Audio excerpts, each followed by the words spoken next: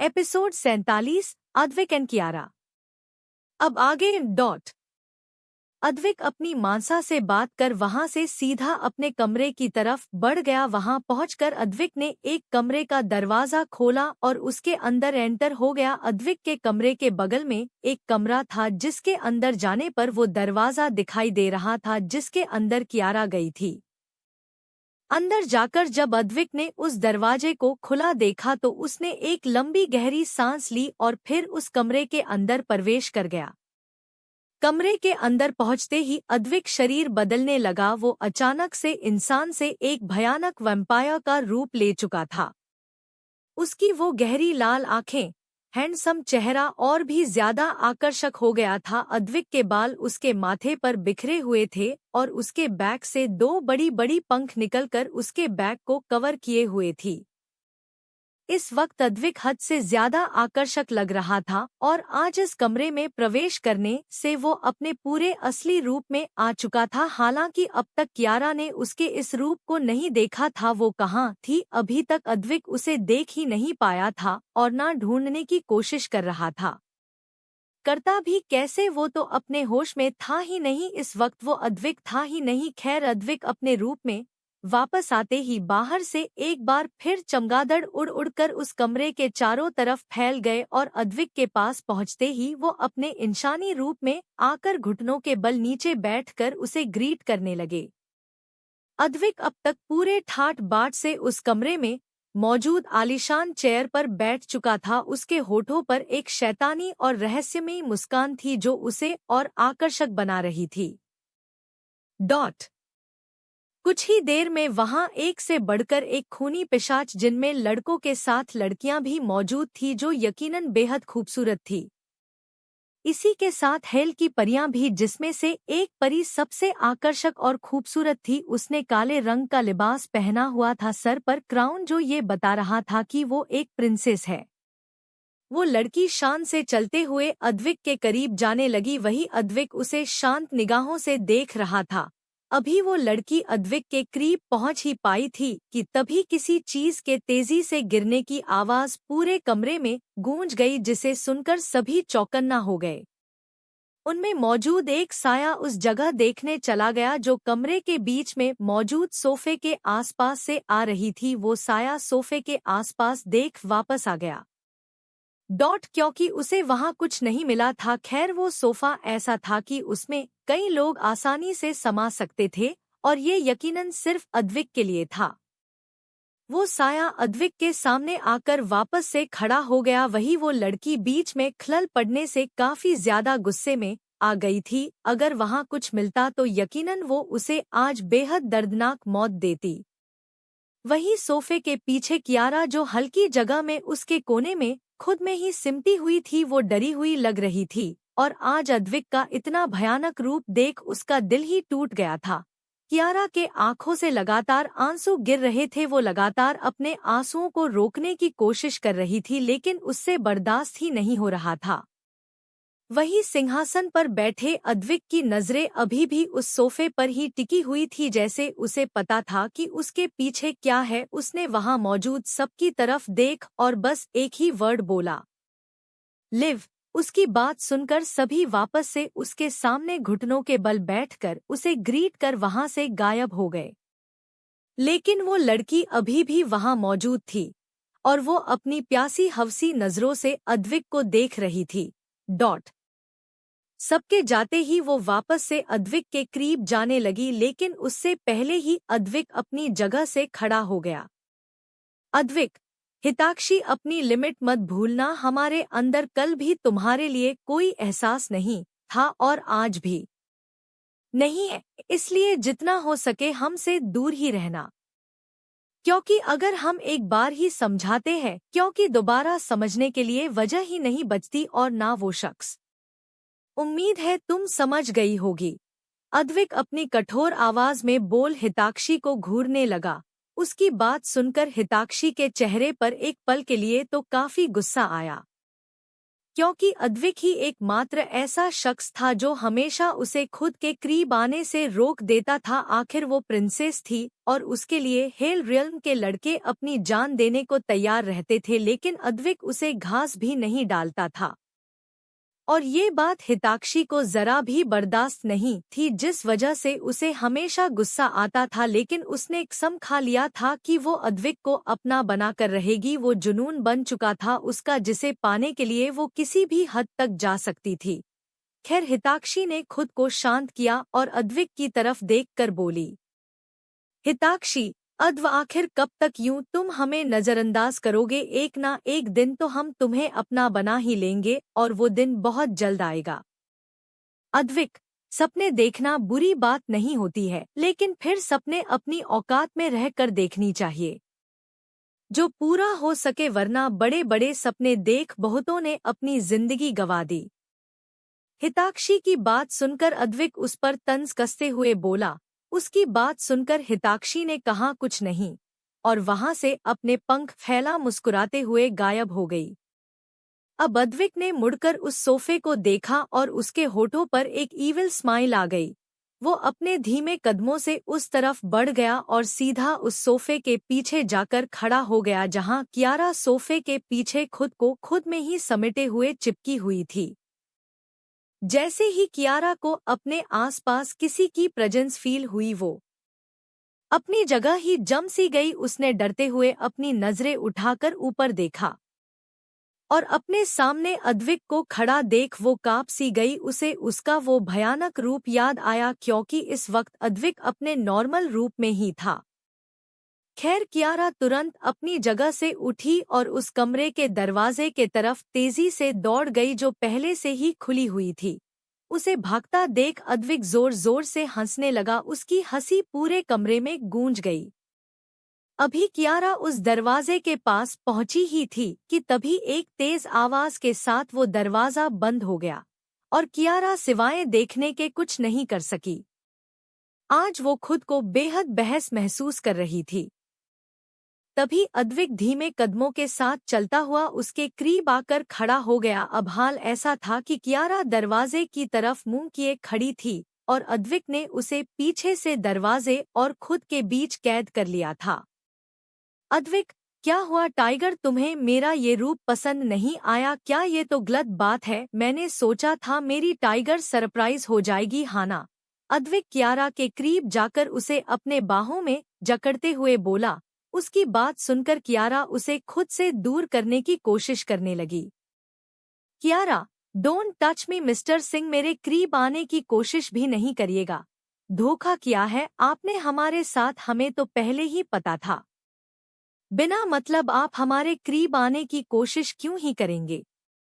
अद्विक को अपनी ताकत से खुद से दूर धक्का देकर कियारा उस पर चिल्लाते हुए अपने भर्राए गले से बोली। वहीं अद्विक को कियारा का उसे खुद से दूर करना जरा भी पसंद नहीं आया था। उसकी आंखें गुस्से से लाल हो गई थी। उसने झटके से कियारा को पकड़ा और दीवार से भिड़ाकर बिना वक्त गवाए उसके होठों पर टूट पड़ा।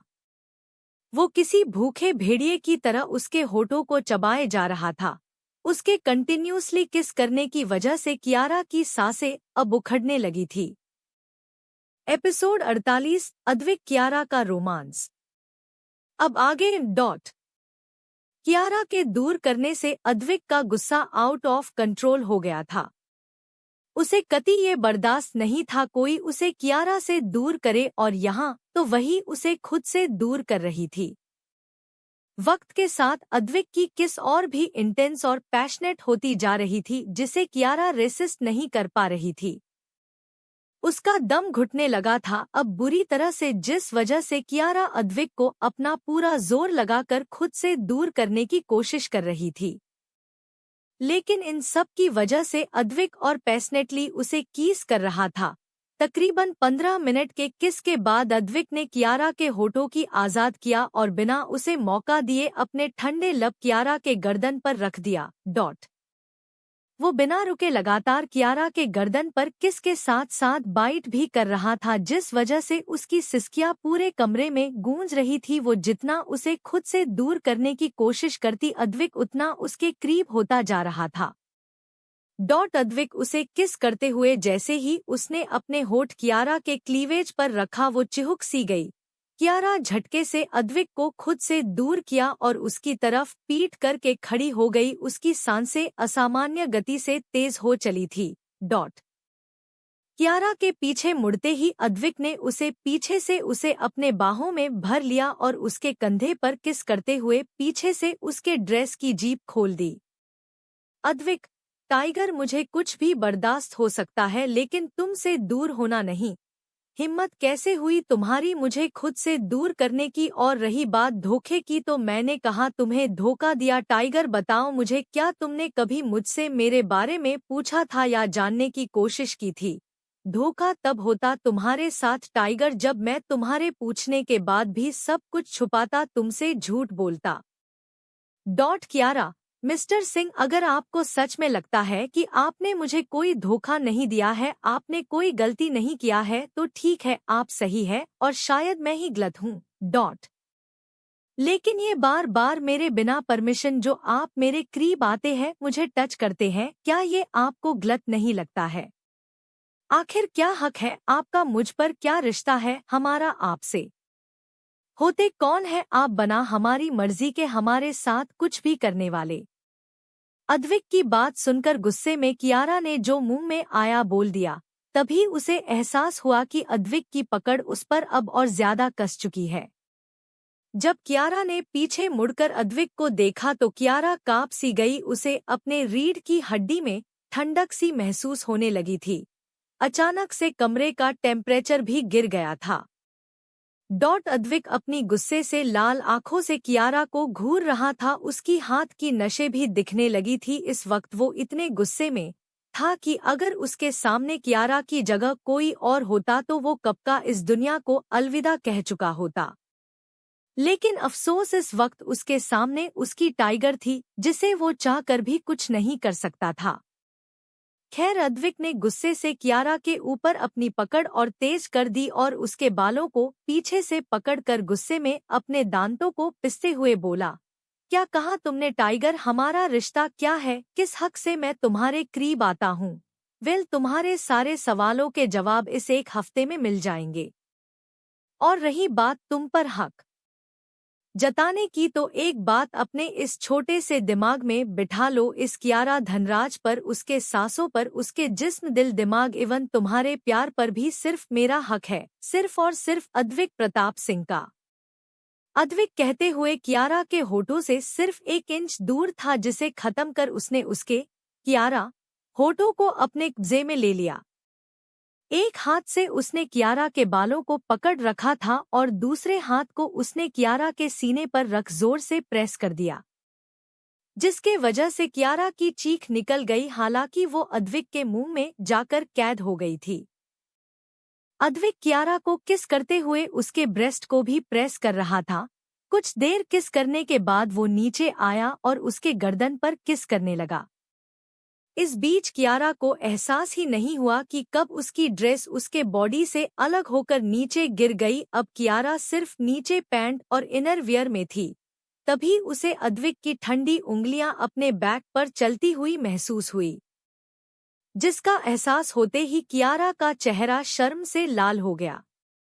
कियारा, उफ, ये आदमी, क्या करूं मैं इसका? सन की डायनासोर कहीं का। मुझे तो अभी भी यकीन नहीं हो रहा है कि ये आदमी सच में राक्षस है। कियारा अपने मन में ही अद्विक को कोसते हुए बोली। अद्विक, टाइगर, डोंट डेयर, मैं राक्षस नहीं हूँ। I am king devil, king hello का राजा। लड़कियां मारती है मुझ पर और तुम मुझे राक्षस कह रही हो? अद्विक कियारा के बातों का जवाब देते उसके सीने पर उसने इनर के ऊपर से ही बाइट कर मदहोशी से बोला, जिसे सुनकर कियारा चीड़ गई। लेकिन अद्विक काटते ही उसकी चीख भी निकल गई थी। कियारा को अपनी बॉडी करंट पास होता हुआ महसूस हो रहा था। तभी अद्विक ने झटके से उसके ब्रा की हुक खोल एक झटके में उसे कियारा के जिस्म से अलग कर दिया। जिसका एहसास करते ही कियारा ने तुरंत अपने हाथों को क्रॉस कर खुद को छुपाने की कोशिश करने लगी। उसका चेहरा हद से ज्यादा लाल हो गया था, जैसे हल्का सा छूने पर उसमें से खून निकल आएगा। कियारा को खुद को छुपाता देख अद्विक के होठों पर टेढ़ी मुस्कान आ गई। उसने झटके से कियारा के हाथों को पकड़ा और उसे अपने एक हाथ से पकड़कर ऊपर दीवार से बैंड कर दिया और दूसरे हाथ से उसके एक सीने को पकड़ दूसरे वाले को अपने मुंह में भर लिया। उसके ऐसा करते ही कियारा अपने हाथों को अद्विक के पकड़ से छुड़ाने की कोशिश करने लगी, लेकिन वो जितना खुद को आजाद करने की कोशिश करती अद्विक की पकड़ उतनी ही तेज होती जा रही थी। तभी अद्विक ने अपने हाथ उसके सीने से हटाकर अपने शर्ट के बटन्स खोलना शुरू कर दिया। बटन खुलते ही अद्विक ने अपने शर्ट को निकालकर वही कमरे में फेंक दिया।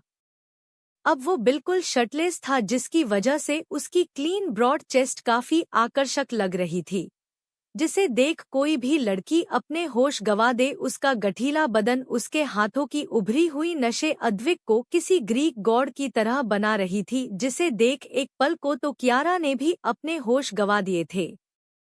खैर कुछ देर बाद अद्विक ने कियारा के हाथों को आजाद किया और उसके कमर को पकड़ हल्का सा ऊपर उठा दिया। उसके ऐसा करते ही कियारा ने तेजी से गिरने के डर से अपने पैरों की अद्विक के कमर के इर्द गिर्द लपेट लिया, तो वहीं अद्विक ने वापस से उसके होठों को अपने मुंह में भर लिया और उसे किस करते हुए ही वही कमरे में पड़े सोफे पर लिटा दिया और खुद उसके ऊपर लेट गया। उसके ऐसा करते ही आगे के बारे में सोचकर कियारा का बदन बुरी तरह कांपने लगा। अद्विक, टाइगर, तुम्हें सच में लगता है मैं कभी अपनी लिमिट्स क्रॉस करूंगा? क्या तुम्हें मुझ पर इतना भी भरोसा नहीं है? अगर ऐसा है तो डोंट वरी टाइगर, मैं कभी हमारे बीच के दीवार को नहीं तोड़ूंगा तब तक जब मैं तुम्हें सभी रस्मों रिवाजों से पूरे हक से अपना ना बना लूं। अद्विक कियारा के डर भांपते हुए बोला। उसकी बात सुनकर एक पल में कियारा सब कुछ भूल उसके सीने से लग गई। आखिर ही आदमी था क्या? क्यों इसे समझना उसके लिए इतना मुश्किल है? क्यों ये आदमी इतना मिस्टीरियस है? खैर चाहे जो भी हो, ये उसका था। कुछ ही देर में कियारा को थकान से अद्विक की बाहों में ही नींद आ गई। अद्विक अभी भी जुनून से उसके चेहरे को देख रहा था। खैर दूसरी तरफ एक अलग ही दुनिया बसी हुई थी, इंसानों की दुनिया से बिल्कुल अलग, जो दिखने में बिल्कुल किसी स्वर्ग की तरह था। लेकिन उसकी खासियत ही यही थी। वो कहते हैं ना, जो चीज जितनी खूबसूरत होती है उतनी डेंजरस भी होती है, क्योंकि ये कोई स्वर्ग नहीं बल्कि नर्क था, हेल, जहाँ बड़े से बड़े शैतानों का राज चलता है। लेकिन उनसे भी ऊपर था एस्मोडियस, हेल का किंग यानी अद्विक, जिसका राज पूरे हेल रियलम में चलता था। खैर वही हेल में मौजूद एक बड़ा सा कैसल जो बेहद आलीशान और खूबसूरत था, जिसके अंदर हर वो ऐसो आराम की चीज मौजूद थी जो हर इंसान की तमन्ना होती है कि वो कभी ऐसी लग्जूरियस लाइफ जिए जहां सिर्फ उसका राज चले। उस कैसल के अंदर प्रिंसेस हिताक्षी एक बेहद आलीशान स्नानघर में एक छोटे से तालाब के अंदर लेटी हुई थी, जो दिखने में बाथटब की तरह फील हो रहा था। उसके आसपास कई नौकर चाकर लगे हुए थे, जिनमें से कोई उसके बालों को धो रहा था तो कोई उसे बॉडी मसाज दे रहा था। उसके चेहरे पर ग्लो के लिए कोई लेप लगा हुआ था जो बिल्कुल सोने की भांति चमक रहा था।